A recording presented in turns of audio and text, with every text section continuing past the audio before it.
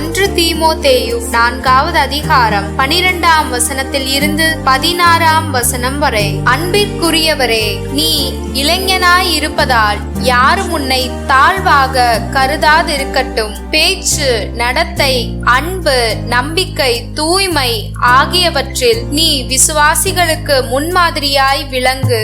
நான் வரும் வரை விசுவாசிகளுக்கு மறைநூலை படித்து காட்டுவதிலும் அறிவுரை வழங்குவதிலும் கற்பிப்பதிலும் கவனம் செலுத்து. இறைவாக்கு உரைத்து மூப்பர்கள் உன் மீது கைகளை வைத்து திருப்பணியில் அமர்த்திய போது உனக்கு அளிக்கப்பட்ட அருள் கொடையை குறித்து அக்கறையற்றவனாய் இராதே. இவை எல்லாவற்றிலும் கவனம் செலுத்து. இவைகளிலேயே ஈடுபட்டிரு.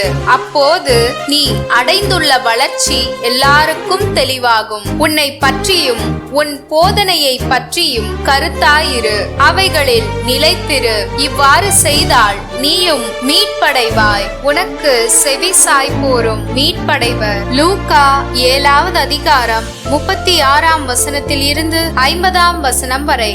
அக்காலத்தில் பரிசேயருள் ஒருவர் இயேசுவை தம்மோடு உண்பதற்கு அழைத்திருந்தார். அனைவரும் அந்த பரிசேயருடைய வீட்டிற்கு போய் பந்தியில் அமர்ந்தனர். அந்நகரில் பாவியான பெண் ஒருவர் இருந்தார். இயேசு பரிசேயருடைய வீட்டில் உணவு அருந்த போகிறார் என்பது அவருக்கு தெரிய வந்தது.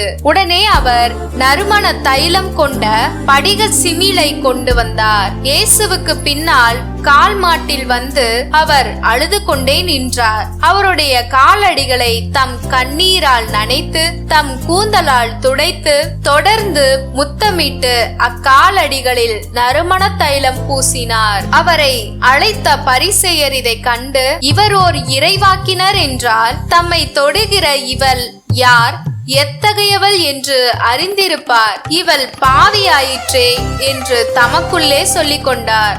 இயேசு அவரை பார்த்து, சீமோனே, நான் உனக்கு ஒன்று சொல்ல வேண்டும் என்றார்.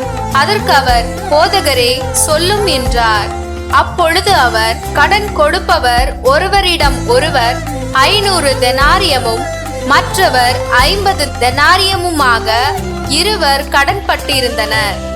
கடனை தீர்க்க அவர்களால் முடியாமற் போகவே இருவர் கடனையும் அவர் தள்ளுபடி செய்துவிட்டார்.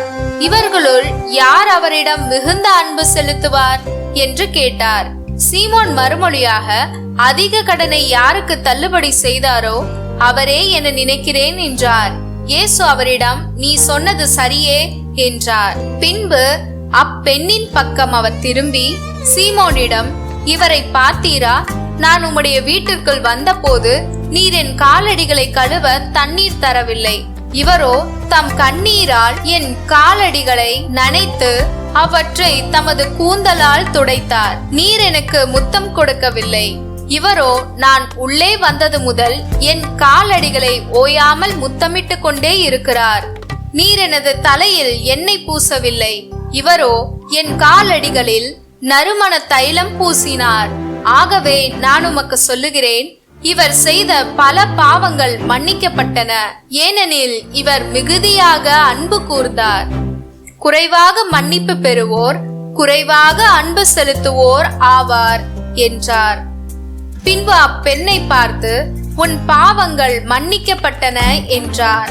பாவங்களை மன்னிக்கும் இவர் யார் என்று அவரோடு பந்தியில் அமர்ந்திருந்தவர்கள் தங்களுக்குள் சொல்லிக் கொண்டார்கள்.